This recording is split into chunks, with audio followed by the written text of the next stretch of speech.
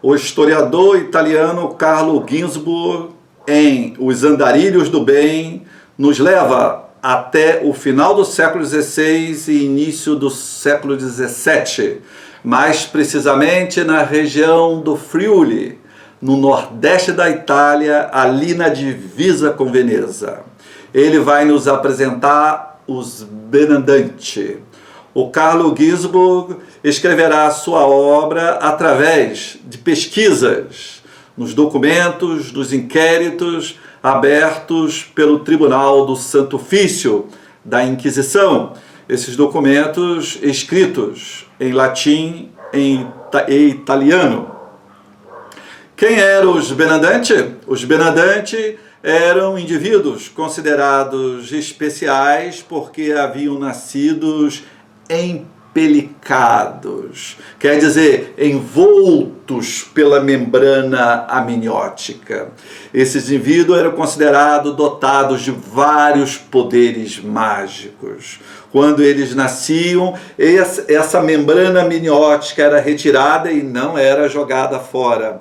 Essa membrana amniótica era entregue à mãe, a mãe a deixava ressecar, encomendava missas, encomendava bênçãos dos padres. Quanto mais missas e bênçãos, maior poder teria aquela membrana, maior poder aquele indivíduo que a portava teria, né? Então esse indivíduo iria pegar essa membrana ressecada, a mãe fazia isso, fazia um pingente e ele a levava no peito, no colarzinho, né? E essa membrana o protegeria, essa membrana ajudaria nos seus poderes mágicos. Quando esse indivíduo chegava por volta dos 20 anos, ele seria convocado a lutar contra as bruxas e os feiticeiros.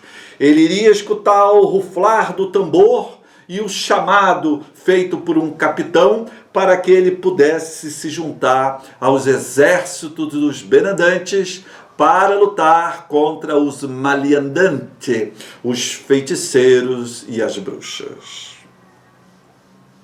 Só que essas lutas não eram travadas no mundo real, no mundo do aqui e agora, mas essas lutas eram travadas num outro mundo, no mundo mágico, no mundo fabuloso, no mundo fantástico, no mundo extravagante. Os Benandantes lutavam contra as bruxas e os feiticeiros para quê? Para que ocorresse boas colheitas. Vivíamos numa sociedade agrária e era extremamente interessante obter boas colheitas. Então haveria uma luta. Se os Benandantes vencessem as batalhas, teríamos boas colheitas. Se os Benandantes perdessem, as colheitas estariam prejudicadas. E como que os Benandantes lutavam? O espírito saía do corpo desses homens e também dessas mulheres. Os Benandantes eram democráticos, participavam as mulheres, até mesmo os duendes participavam das lutas. Então o espírito saía do corpo de noite e ia lutar contra as bruxas. Todas as noites? Não. Somente nas noites de quinta-feiras, em datas importantes para a agricultura, em datas do plantio, mostrando então a natureza do culto agrário, da natureza do culto da fertilidade da terra, né? Então esses Benandantes, eles iam lutar contra os feiticeiros e as bruxas em espírito. O corpo ficava na cama e essas batalhas eram travadas num misto de guerra, mas ao mesmo tempo de festa. Parecia um torneio, né? Eles bebiam, eles dançavam, eles comiam, a comida era farta.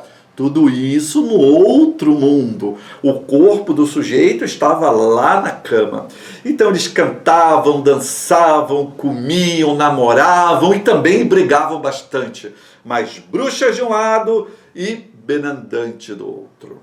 A disposição dos exércitos, né, militar, claro. Havia o capitão e os soldados, tanto dos benandantes quanto dos maliandantes, né? E havia capitão, soldado, corneta, trombeta, havia o porta-estandarte. O porta-estandarte do benandante era de um tafetá dourado ornado com um leão, enquanto que o porta-estandarte do maliandante, também de tafetá dourado, havia o desenho de 4 diabos negros. E eles se enfrentavam. E depois da madrugada inteira lutando, voltavam cansados, machucados, doloridos e muito sedentos para casa. Só que eles voltavam com tanta sede porque eles queriam tomar água de todo jeito. Então eles paravam na casa das pessoas para tomar água. E se não tivesse água, eles tomavam vinho. E os feiticeiros e as bruxas, malvados que eram, faziam xixi dentro das barricas, estragando o vinho. Portanto, era necessário deixar água fresca e abundante do lado de fora da casa, garrafas com água fresca e abundante do lado de fora da casa, para que eles não entrassem dentro da casa fazendo bagunça e estragando o vinho. Não se podia acordar um benandante quando ele estivesse em viagem noturna. Né? Também não poderia virar o benandante de bruço e nem poderia iluminar o benandante com uma vela, com uma lamparina. E nem podia confundir o benandante com o morto e enterrá-lo, porque se assim o fizesse, a alma desse benandante ficaria vagando durante anos, décadas, até chegar o momento originalmente programado para sua morte. Né? Se não chegasse aquele momento, a alma ficaria uma alma errante. E como que os benandantes, que arma que os benandantes utilizavam contra os maliandantes? E que arma que os maliandantes utilizavam? Armas produzidas pela terra.